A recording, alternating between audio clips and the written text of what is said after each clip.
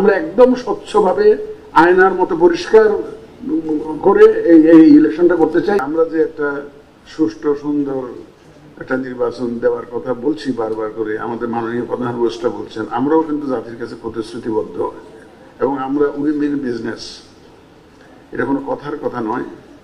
আজকে যে আপনাদের সাথে যে সংলাপ অনুষ্ঠান আপনাদেরকে আমরা যে আমন্ত্রণ জানিয়েছি, এটা শুধুমাত্র আনুষ্ঠানিকতা নয়, কিন্তু আপনাদের মূল্যবান পরামর্শ মতামত নিয়ে আমরা এগিয়ে যেতে চাই, একটা সুষ্ঠু সুন্দর নির্বাচন দেওয়ার জন্য এগিয়ে যেতে চাই। আপনাদের পরামর্শ এখানে অত্যন্ত জরুরি, অত্যন্ত জরুরি, এবং আমরা এটাকে মূল্যায়ন করতে চাই।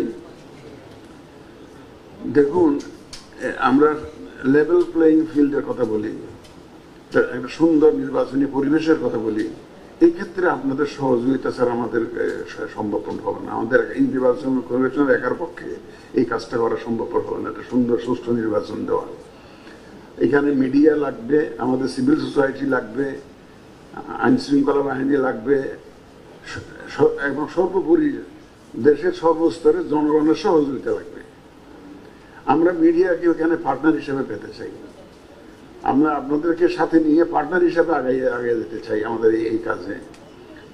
আমরা ইতিপূর্বেও জানিয়েছি যে আমাদের যে জনসচেতনতা সৃষ্টি, এই যে ধরেন এই এআই এর অপব্যবহার, মিসইনফরমেশন, ডিসইনফরমেশন, এগুলা অ্যাড্রেস করার জন্য আপনারা একটু গুরুত্বপূর্ণ ভূমিকা রাখতে পারেন।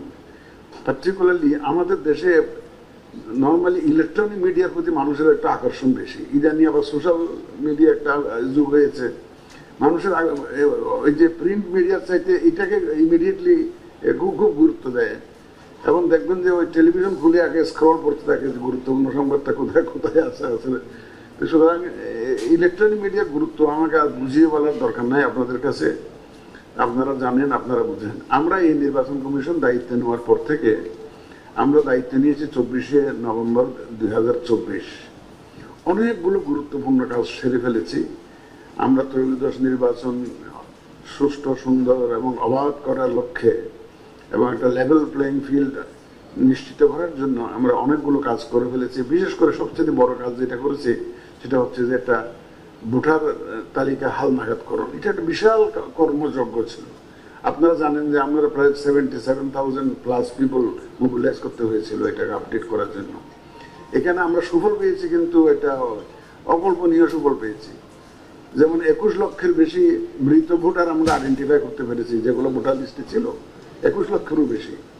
তাহলে এদের নামটা আমরা এখন ড্রপ করতে পেরেছি ভোটার লিস্ট থেকে। এরা কিন্তু মৃত হলেও এদের অনেকে ভোট দিয়ে যেত, যে নামে হোক এরা অনেকে ভোট দিয়ে। আর আপনারা অনেকেই প্রিন্ট মিডিয়াতে আমি দেখেছি, ক্যাপশন দেখেছি, কপরবাসী ভোটার, তো এরকম দেখেছি, ক্যাপশন দেখেছি, তো ভোট দিয়ে যেত। এবং অনেক প্রায় 40 লক্ষ, প্রায় 43 লক্ষের মতো পেয়েছি যারা ভোটার হওয়ার যোগ্য কিন্তু ভোটার লিস্টে নাম নাই। এখন প্রায় 43 লাখ, আর 21 লক্ষের বেশি তো পেয়েছে মৃত ভোটারই।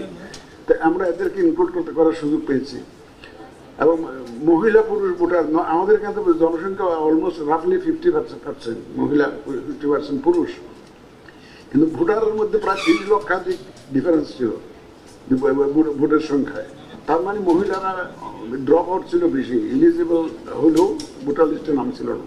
আমাদের এই ড্রাফট দেওয়ার ফলে এই ব্যবধানটা অনেকাংশে কমে আসছে। এখন বোধহয় 10 লাখের মতো, 18 লাখে নেমে আসছে। এই ডিফারেন্সটা, পুরুষ এবং মহিলার যে ভোটারের যে ডিফারেন্সটা অনেকাংশে কমে যাচ্ছে।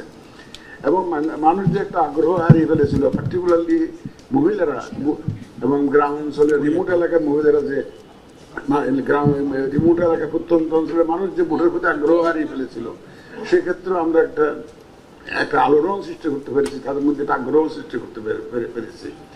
আর এবার জানেন যে আমরা অনেকগুলো নতুন ইনিশিয়েটিভ হাতে নিয়েছি। বিশেষ করে আমাদের প্রবাসী ভাই বোনদের ভোটের ব্যবস্থা করার একটা উদ্যোগ আমরা নিয়েছি, এবং আমরা একটা সলিউশন আমরা বের করেছি। অনেক আমাদের বিশেষজ্ঞদের সাথে আলোচনা করে, অনেক ট্রায়াল অ্যান্ড এরর প্রসেসের মাধ্যমে, অনেক পরীক্ষা নিরীক্ষার মাধ্যমে একটা অপশানে আমরা আসছি যে আইটি সাপোর্টেড পোস্টাল ব্যালটের মাধ্যমে আমরা ভোটের ব্যবস্থা করব। এবং আইটি সাপোর্টেডটা হচ্ছে ভোটার রেজিস্ট্রেশনটা আমরা মডার্ন টেকনোলজির মাধ্যমে যে অনলাইনে সারবো।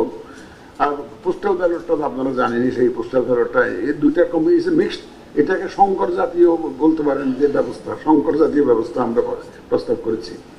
তো এই আইটি সাপোর্টের পোস্টাল ব্যালট এবং ইন কান্ট্রি তো যে আমাদের যারা ভোট ইলেকশন সিস্টেমের সাথে যারা জড়িত থাকেন ইলেকশনের দিন, তারা তো ভোট দিতে পারে না। Even the returning officer himself can't vote.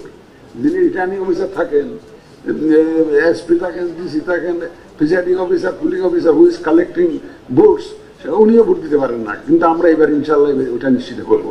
প্রায় অ্যাবাউট 1 মিলিয়ন পিপল, প্রায় 10 লক্ষ লোক হয় রাফলি, এই তাদের ভোটের ব্যবস্থা আমরা ইনশাল্লাহ নিশ্চিত করবো। আইন শৃঙ্খলা বাহিনীর ভোটের ব্যবস্থা নিশ্চিত করবো। তারপরে সরকারি কর্মচারীরা কাজের প্রয়োজনে দেশের প্রত্যেক বিভিন্ন জায়গায় পোস্টেড থাকেন, নিজের যে ভোটের সেন্টার ওখান থেকে অনেক দূরে থাকেন, তো তাদেরও আমরা ইনশাল্লাহ ভোটের আওতায় নিয়ে আসবো। এই যে জেলখানায় যারা বন্দী থাকেন, হাজতবাসী থাকেন, তাদেরকেও আমরা আইন অনুযায়ী, এটা আইনি আগের থেকে আছে, এই আইনি আগের থেকে আছে যে হাজতীদেরকে ভোটে নিয়ে আসে, আরপিওতে আছে। তারপরে যে সরকারি চাকরিজীবী যারা বিভিন্ন জায়গায় পোস্টেড থাকেন তাদেরকে নিয়ে আসে, এটা আইনি আরপিওতে অলরেডি আছে, কিন্তু ইট ওয়াজ নেভার ইমপ্লিমেন্টেড। তা আমরা এবার এইটা বাস্তবায়নের উদ্যোগ নিয়েছি।